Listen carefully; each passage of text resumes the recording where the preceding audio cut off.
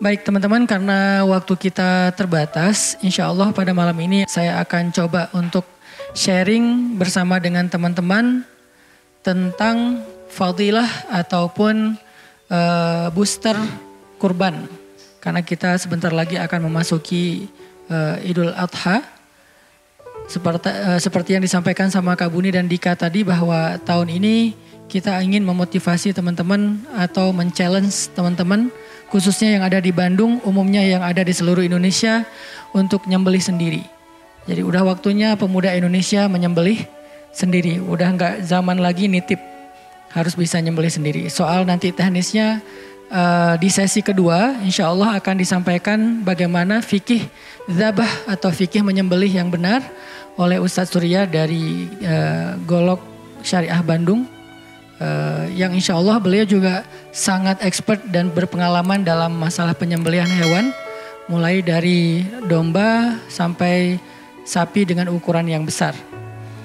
Dan teknik yang akan beliau ajarkan nanti insya Allah sudah kita praktekkan pada tahun lalu. Saya sendiri tahun lalu adalah tahun pertama jujur saya menyembelih. Tapi walaupun pertama langsung di-challenge dengan sapi yang lumayan besar. Dan ternyata setelah tahu tekniknya sedikit, walaupun belum expert, itu sesuatu yang bisa dan insya Allah mudah untuk kita lakukan semuanya. Jadi yang tadinya awalnya deg-degan, karena nyembelih ayam juga gak pernah, biasanya tinggal beli. Tiba-tiba nyembelih kambing pertama, pas latihan itu nyembelih kambing, rasanya kok kayak motong tahu. Saking tajamnya ya, kayak beneran kayak tahu, ini bukan hiperbola. Terus yang pas lebarannya, diberikan kesempatan nyembelih 2 ekor sapi dan itu rasanya kayak cowok banget sih. Walaupun sebetulnya udah banyak sih yang ngelakuin itu, tapi hal yang saya ngerasa puas banget waktu itu adalah penyembelihannya benar-benar kerasa cepat dan tidak perlu narik ataupun dorong sampai 2 kali. Cukup 1 kali aja udah selesai. Ini ada tekniknya dan nanti dampaknya apa terhadap hewan, terhadap kita yang memakan dagingnya. Sederhananya kalau kata Ustadz Surya itu adalah daging yang disembelih secara syariat, maka secara efek kesehatan dagingnya adalah daging yang rendah sekali kolesterol. Karena emang darahnya semuanya terkuras dengan baik. Jadi kalau bahasa Islam itu menumpahkan darah, itu bukan kalimat sadis ya, tapi kalimat menumpahkan darah itu sebetulnya kalimat yang ada hubungannya dengan medis. Jadi semakin baik penumpahan darahnya, maka dagingnya semakin sehat. Jadi kalau kita istilahkan menumpahkan darah hewan, aduh Islam syariatnya ngeri banget numpahin darah. Padahal maksudnya bukan ke sana. Kita salah paham karena gak ngerti fikihnya. Tapi setelah kita tahu fikihnya, berarti menumpahkan darah atau ya menumpahkan darah hewan ke tanah itu artinya memang yang bagus itu ya darahnya sampai semuanya 90%-nya tertumpahkan sehingga dagingnya rendah kolesterol dan sehat untuk orang yang mengkonsumsi. Nanti lebih jelasnya akan disampaikan oleh Ustadz Surya dari GSB. Tapi di sesi pertama ini sebelum kita masuk kepada fikihnya, saya ingin memotivasi teman-teman untuk berkurban. Baik berkurban secara langsung menyembelih sendiri maupun mungkin yang memang harus dititipkan, seperti kita misalnya berkurbannya di luar kota atau di luar negeri. Ada yang berkurban di Palestina atau di Suriah atau di Yaman atau di Afrika, mungkin di tempat yang kelaparan dimanapun, atau juga di luar kota seperti di daerah-daerah pelosok. Maka saya pengen ngajak kita sama-sama untuk merencanakan dan mengazamkan tahun ini kita berkurban bagi yang belum pernah berkurban. Bagi yang udah pernah berkurban, tahun ini menyembelih sendiri. Kalau yang belum pernah berkurban, tahun ini sekaligus berkurban dan menyembelih sendiri, boleh Ustadz? Ya insya Allah boleh banget. Dan kita nanti akan belajar bareng-bareng betapa itu hal yang mungkin sekali untuk dilakukan oleh semua laki-laki muslim yang sehat dan baligh. Jadi usia kita udah remaja, dewasa, udah harusnya insya Allah bisa banget. Nah, kita awali dulu dengan membaca sebuah paragraf ayat tentang sejarah kurban yang sama-sama kita udah tahu. Coba teman-teman buka surat As-Saffat, surat 37 ayat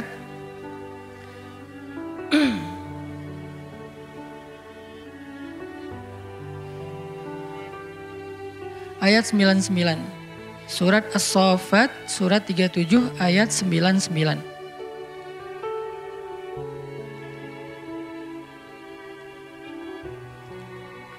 Saya akan bacakan ayatnya.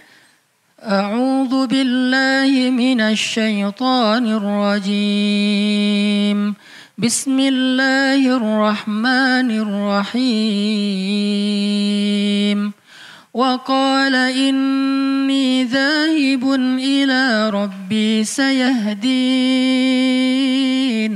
Rabbi habli minas salihin. فبشرناه بغلام حليم فلما بلغ معه السعي قال يا بني إني أرى في المنام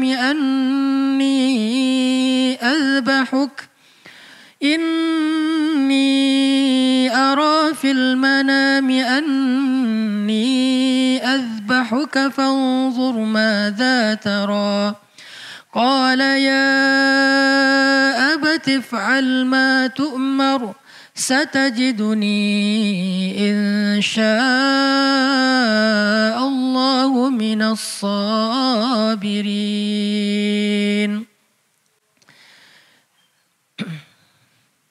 فلما أسلما وتله للجبين وناديناه أن يا إبراهيم قد صدقت الرؤيا إنا كذلك نجزي المحسنين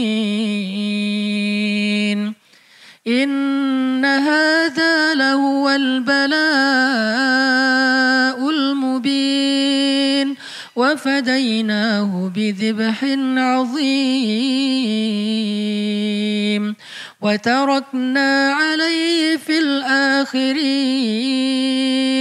سلام على إبراهيم كذلك نجزي المحسنين.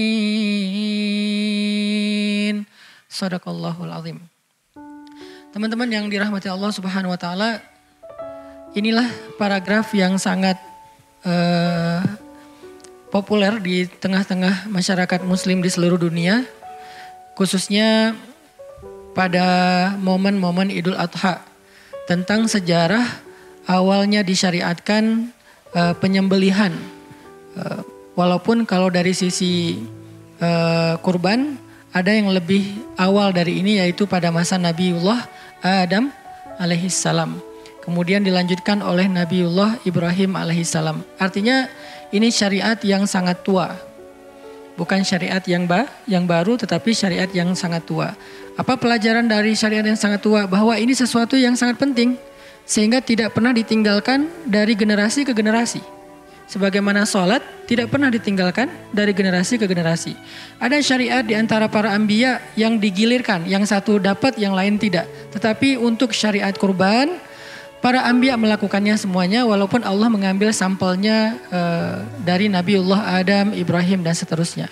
Jadi pelajaran pertama dari berkurban atau menyembelih hewan kurban adalah bahwa ternyata syariat berkurban itu syariat yang sudah ada sejak Nabi pertama. Bahkan belum ada Nabi Muhammad SAW jauh entah berapa ribu tahun. Jadi dari Nabi Adam, Nabiullah Ibrahim, dan seterusnya, syariat berkurban sudah Allah turunkan dan Allah wajibkan atau Allah syariatkan kepada para anbiya.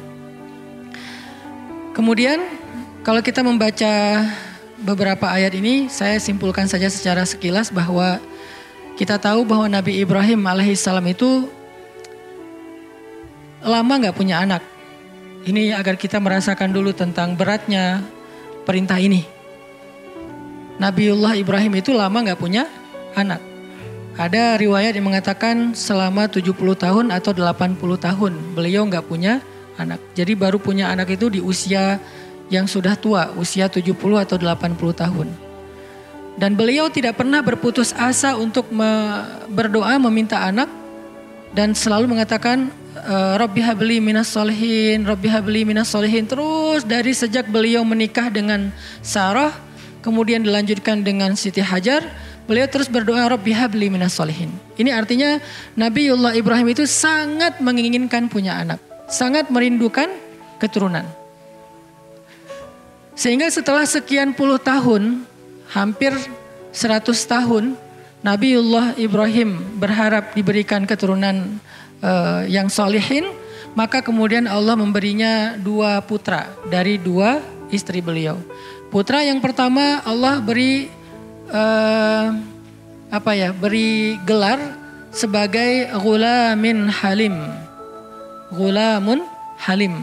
Sedangkan putra yang kedua Allah beri gelar Ghulamun Alim. Jadi yang pertama namanya Ghulamun Halim, yang kedua namanya Ghulamun Alim. Siapa Ghulamun Halim? Ghulamun Halim itu adalah Nabiullah Ismail alaihissalam. Sedangkan Ghulamun Alim adalah Nabiullah Ishak alaihissalam. Nah, apa makna dari Ghulamun Halim? Halim itu dalam bahasa kita adalah orang yang sangat sabar dari marah. Karena sabar itu punya banyak varian. Ada yang sabar terhadap ujian, ada yang sabar terhadap anugerah. Karena kadang-kadang dengan tidak sabarnya terhadap anugerah seseorang menjadi berlebihan, boros segala macam. Ada juga yang sabar dari marah. Tidak mudah marah, nggak mudah tersinggung, nggak gampang baperan, nggak gampang emosi, sangat mampu menjaga emosinya sehingga orangnya sangat penyabar. Nah, dalam bahasa Arab disebut dengan halimun, orang yang memiliki sifat halim. Dan Nabiullah Ismail adalah anak yang paling halim, yang sangat penyabar, gak gampang marah. Sehingga ketika Nabiullah Ibrahim mendapatkan anugerah Ismail, beliau menjadi orang yang sangat bersyukur, sangat bahagia dengan lahirnya Ismail. Walaupun kemudian singkat cerita Allah memerintahkan Nabi Ibrahim untuk membawa Hajar dan Ismail bayi ini ke sebuah tempat yang tandus namanya Bakkah, yang kemudian dikenal dengan nama Makkah.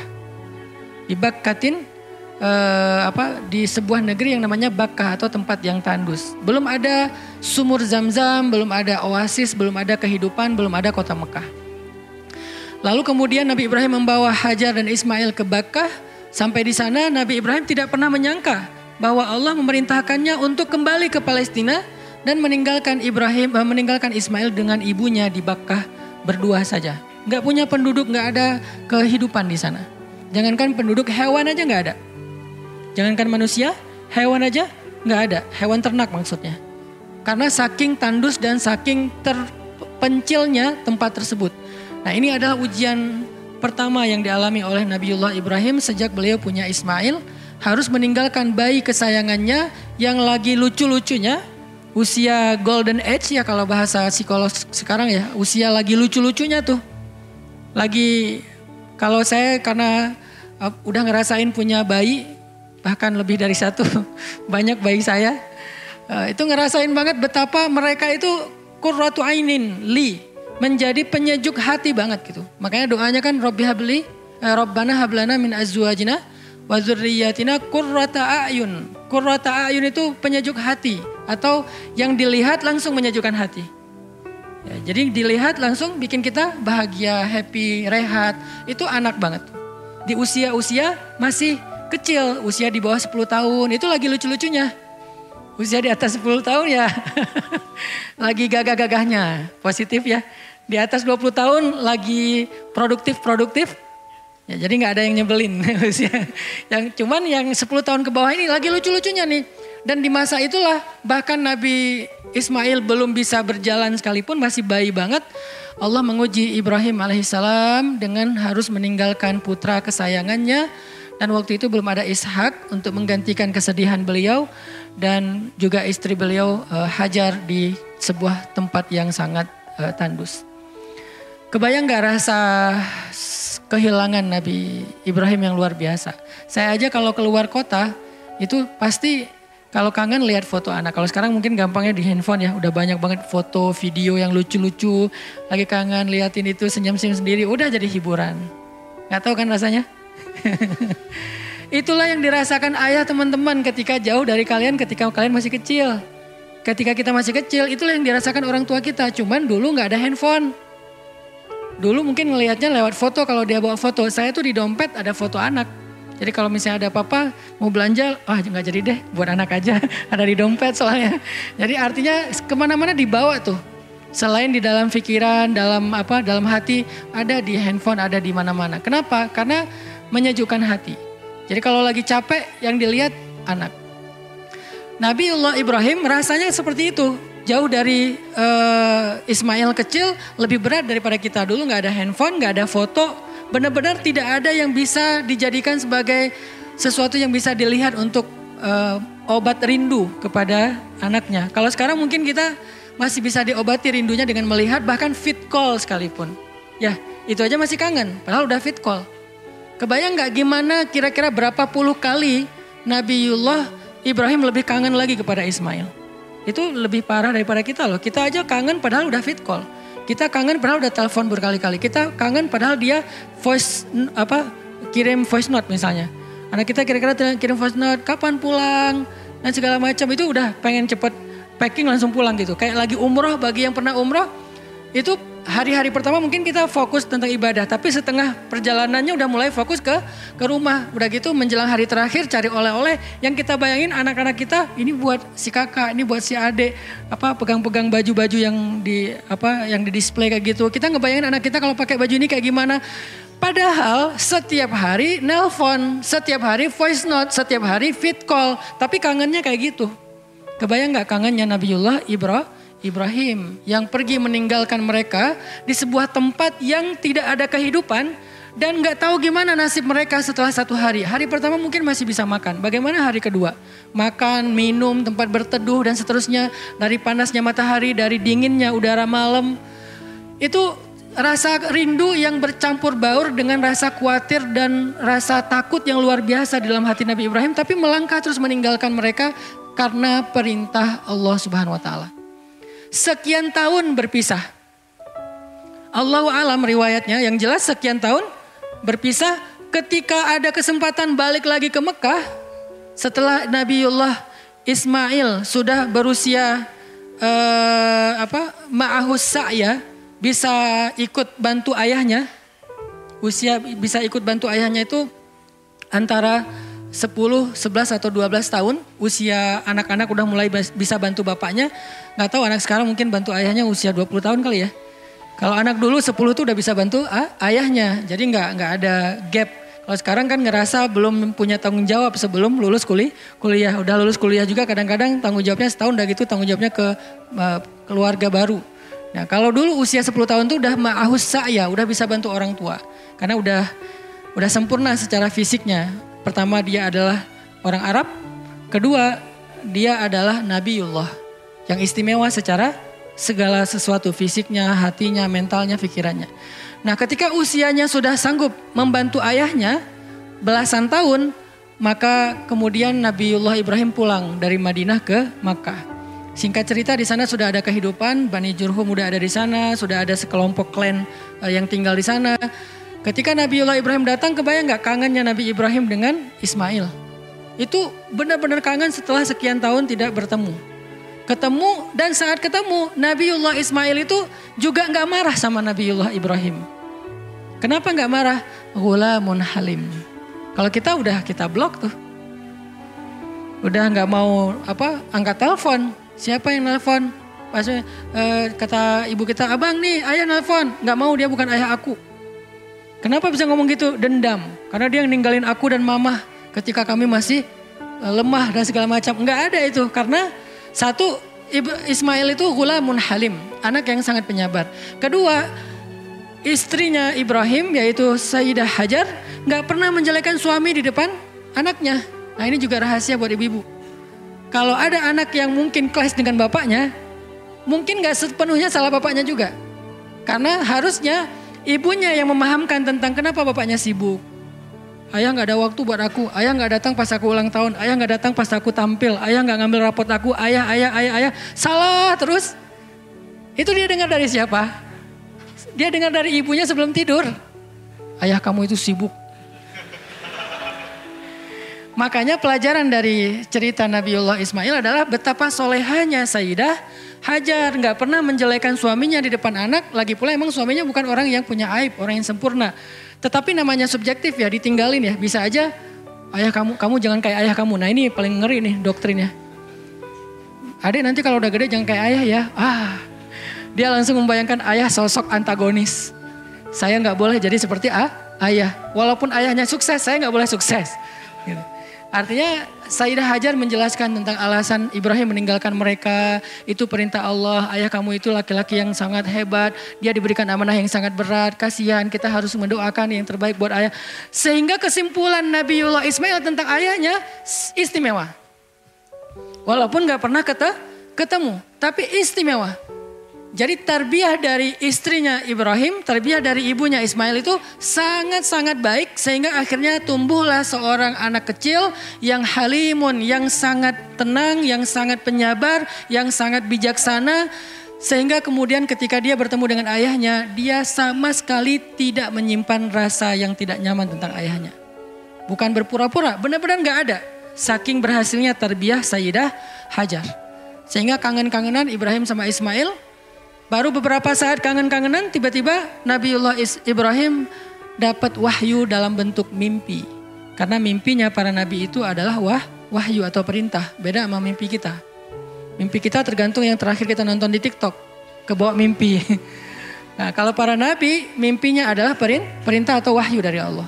Nah Nabiullah Ibrahim kita tahu bermimpi menyembelih Ismail. Mimpi pertama Nabiullah Ibrahim masih belum belum hakul yakin sih tapi belum kayak mantap gitu. Untuk menjalankan perintah tersebut. Kemudian mimpi lagi yang kedua, mimpi lagi yang ketiga. Akhirnya Nabiullah Ibrahim menyampaikan maksud dari mimpinya itu kepada Nabiullah Ismail. Dan kita tahu adegannya ketika Nabiullah Ibrahim mengatakan ya bunayya. Ini panggilan yang sangat akrab dan lembut dari ayah kepada anak. Ya bunayya.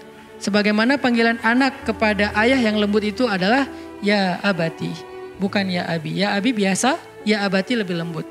Ya waladi biasa, ya bunayya lebih lembut. Ya ummi biasa, ya ummah itu lebih lembut. Nah, Nabiullah Ibrahim artinya sayang banget sama Ismail. Dari kalimat ya bunayya itu menunjukkan bahwa beliau sayang. Ya kita tahu gimana sayangnya Nabiullah Ibrahim kepada Ismail sejak puluhan tahun menantikan lahirnya seorang anak yang hebat seperti Ismail.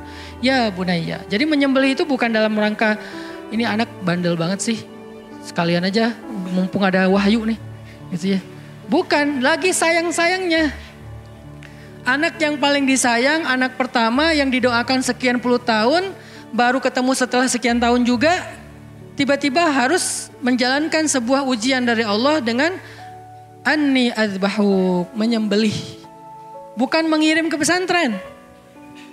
Mengirim ke pesantren aja nangisnya, apalagi ibu-ibu ya. Sepanjang hari, sepanjang malam nangis. Bapaknya mungkin diam-diam nangisnya di WC. Di mobil pas berangkat kerja. Karena cowok kan agak-agak gengsinya tinggi. Dia gak menampakkan ekspresinya padahal dia lemah, mungkin lebih lemah daripada perempuan. Jadi ketika di depan anaknya, yang sabar ya kak, kamu semangat ya belajar ya, kamu bisa. Padahal di belakang nangis, gak bisa, kamu jangan di situ deh. Itulah bapak lah. Walaupun kalau saya gak kayak gitu, saya justru gak mau anak di pesantren. Itu dipaksa sama istri saya, akhirnya ya udahlah. Bahkan dulu pertama waktu SD mau di pesantren tuh, saya pernah cerita mungkin ada yang nonton di YouTube. Kita doanya beda, istri saya berdoa semoga lulus, saya berdoa semoga gak lulus. Alhamdulillah gak lulus.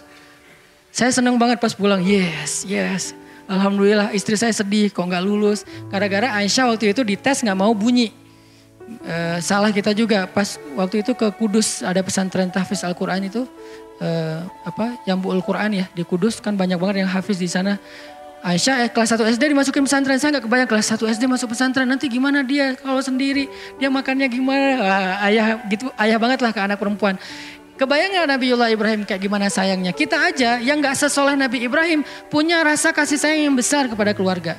Karena kasih sayang ini adalah anugerah Allah untuk orang soleh. Semakin soleh semakin besar rasa kasih sayangnya. Kalau kita yang gak soleh-soleh amat aja punya rasa kasih sayang yang besar. Kebayang gak orang sesoleh Nabiullah Ibrahim seberapa besar kasih sayang beliau terhadap Ismail.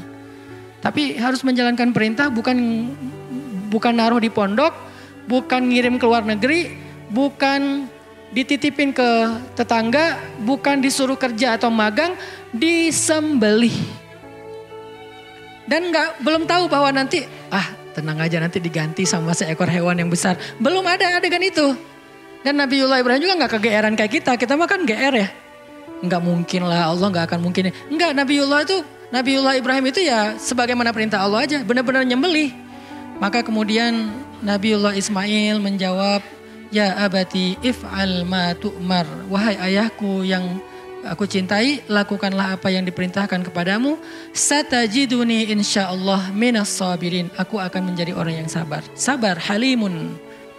Sanggup menahan beban. Itu makin bikin Nabi Ibrahim lebih berat lagi tuh. Kalau dia marah-marah sekalian aja kan. Wah, lo gak benar sama orang tua lo. Orang tua dimaki-maki segala macam. Ayah tahu nggak berapa tahun ayah ninggalin saya? Tahu nggak, pernah nggak mama cerita gimana susahnya kami di awal-awal hari-hari pertama tuh?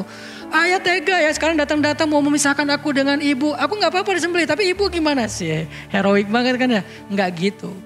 Ternyata justru Nabiullah Ismail menerima, dan penerimaan itu membuat Nabi Ibrahim makin sayang sama Ismail. Ini anak kayak gini nggak ada nih, bukan langka lagi, nggak ada yang mau disembelih karena perintah Allah. Tapi rasa iman dan taat kepada Allah di dalam hati Nabiullah Ibrahim lebih besar dari apapun, termasuk dari mencintai putranya yang sangat spesial ini. Disitulah Nabi Ibrahim membuktikan bahwa tidak ada yang lebih dicintai daripada Allah. Allah lah yang paling beliau cintai. Kemudian diletakkan aslama wa tallahu lil jabin. Nabi Ibrahim dan Ismail sudah pasrah dengan perintah Allah, diletakkan. Kemudian ketika mau tergantung tekniknya ya. Saya nggak tahu yang Nabi Ibrahim pakai yang dorong apa yang tarik gitu kan. Kalau Ustadz Surya dorong, nanti ada mazhab lain yang tarik, Allahu a'lam. Yang jelas Nabi Ibrahim pas mau disembelih, Allah menahan tangan Nabiullah Ibrahim, gak bisa digerakin kayak orang stroke gitu, tapi ini bukan stroke. Kemudian Allah berfirman, ya Ibrahim, qad saddaqta ru'ya, wahai Ibrahim engkau sudah membenarkan perintah tersebut dalam mimpi, maka gak jadi maksudnya. Kadzalika najzil muhsinin, digantilah dengan dzibhun azim, sembelihan yang sangat besar. Disitulah Nabiullah Ibrahim dan Ismail bersyukur sekali karena Allah ternyata sangat menghargai pengorbanan mereka berdua. Ini singkat cerita ya, dari kisah yang sangat dramatis. Kalau kita ulik satu-satu tuh dramanya luar biasa. Tapi drama yang memang bukan dibuat-buat ya, memang aslinya terjadi. Apa pelajarannya buat kita teman-teman dari adegan penyembelihan Ibrahim dan Ismail ini? Pelajarannya salah satunya ada di surat, teman-teman bisa buka Ali Imran ayat 92. Surat Ali Imran ayat 92. لن تنالوا البر حتى تنفقوا مما تحبون. Kalian tidak akan sampai kepada albir sampai kalian menginfakkan apa yang paling kalian cintai. Itulah pelajarannya yang kita pengen ambil. Ternyata kita tidak sampai kepada albir. Nah sekarang kita cari tahu ma makna albir. Albir dalam tafsir Al-Quran, para ulama menjelaskan dengan beberapa kalimat. Yang pertama, albir itu adalah jannah, surga. Yang lain mengatakan albir itu adalah ridho dari Allah. Yang lain mengatakan albir itu segala kebaikan dunia dan akhirat, itu namanya albir. Ketika kita diberikan kebaikan di dunia berlimpah, di akhirat yang istimewa namanya albir. Dan para ulama mengatakan semua pemaknaan itu benar. Jadi tidak perlu kita mengkontradiktifkan satu dengan yang lain. Jadi albir itu surga kalau yang paling puncaknya. Tetapi dalam makna yang lain adalah ridho Allah dan itu sangat istimewa. Atau dalam pemaknaan yang lebih luas lagi adalah kebaikan di dunia dan di akhirat. Kata Allah, lan tanalul birra, kalian tidak akan mendapatkan albir. Kalian gak akan dapat ridho Allah, kalian gak akan dapat surga Allah, kalian gak akan dapat kesempurnaan hidup di dunia dan di akhirat. Hatta sampai kalian tunfiku mimma tuhibbun. Memberikan, menginfakkan, berkurban dengan apa yang paling kalian cintai. Itulah kenapa kemudian berkurban ini punya beberapa nama. Pertama namanya kurbanun. Kurban pakai Q. Kalau mau ditulis dengan literasi huruf Latin pakai Q. Arti kurban adalah mendekatkan diri. Maka kalau kita ingin posisi paling dekat kepada Allah, ingin menjadi orang yang minal muqarrabin, Was-sabiquna as-sabiquna ulaikal muqarrabun. Mereka orang yang muqarrabun, orang yang dekat di sisi Allah. Apa arti orang yang dekat di sisi Allah? Banyak, salah satunya nanti di akhirat berada di surga yang tepat di bawah arasy Allah. Yaitu adalah surga Firdaus al-A'la. Surga puncaknya Firdaus, paradise. Nah, siapa orang yang mendapatkan kurbanun? Dekat sekali, karena kalimat kurban dari kata kurbun ditambah alif dan nun. Kurban artinya superlatif, artinya sangat dekat. Maka orang yang paling dekat kedudukannya di sisi Allah adalah orang yang paling memberikan yang paling dia sukai. Yang paling dia cintai, itulah yang paling dekat di sisi Allah. Sehingga dalam praktek menyembelih hewan kurban, Allah sebetulnya sedang menguji kita, siapa yang ingin mendekat kepadaku. Karena kalau dekat dengan Allah itu kayak kita aja di dunia, kalau dekat dengan seseorang yang yang punya kekuasaan dapat privilege. Dekat dengan orang yang kaya dapat banyak kemudahan. Dekat dengan orang yang mungkin punya jabatan atau mungkin militer atau polisi, kita dikasih banyak pertolongan dan segala macam lah. Kalau kita dekat maka kita mendapatkan yang lebih, kan gitu ya. Kalau kita jauh biasanya dapatnya kurang. Maka siapa yang pengen dapat perlakuan istimewa, lebih privilege dari Allah Subhanahu wa taala, maka berkorbanlah dia. Berkorban di sini mendekatkan dirilah kepada Allah dengan sedekat-dekatnya. Dengan cara apa? Tunfiku mimma tuhibbun. Berkorban dengan yang paling kita cintai. Tapi alhamdulillah syariat kita sudah menetapkan berkorban itu hanya hewan saja, bukan anak.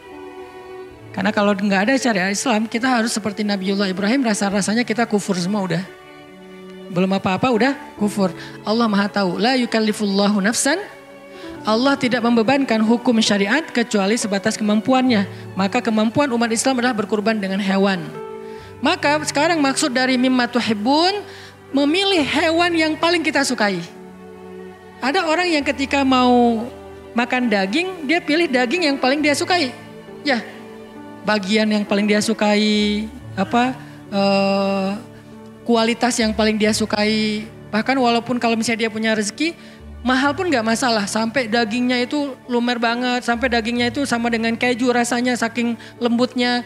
Dia memilih yang paling dia sukai. Tapi giliran berkurban, dia memilih yang bahkan dia sendiri kurhun, gak suka. Nah ini bukan kurban. Karena belum mimma tuhibbun. Suka gak kita kalau ngelihat hewan domba yang bulunya lebat, terus besar, kelihatan lincah, dia kayak sehat banget, tanduknya sempurna dan segala macam. Suka kan? Maka itulah yang disebut dengan mimma tuhibbun. Kalau kita ngelihat itu, bagus banget ya. Mau pilih yang mana Pak? Yang ini aja deh. Itu bukan tunfiku mimma tuhibbun walaupun sudah memenuhi standar syariat selama dia sesuai dengan fikih. Tetapi kita bukan lagi bicara fikih sekarang. Kita lagi bicara puncaknya kebaikan. Al-birrah. Puncaknya kebaikan.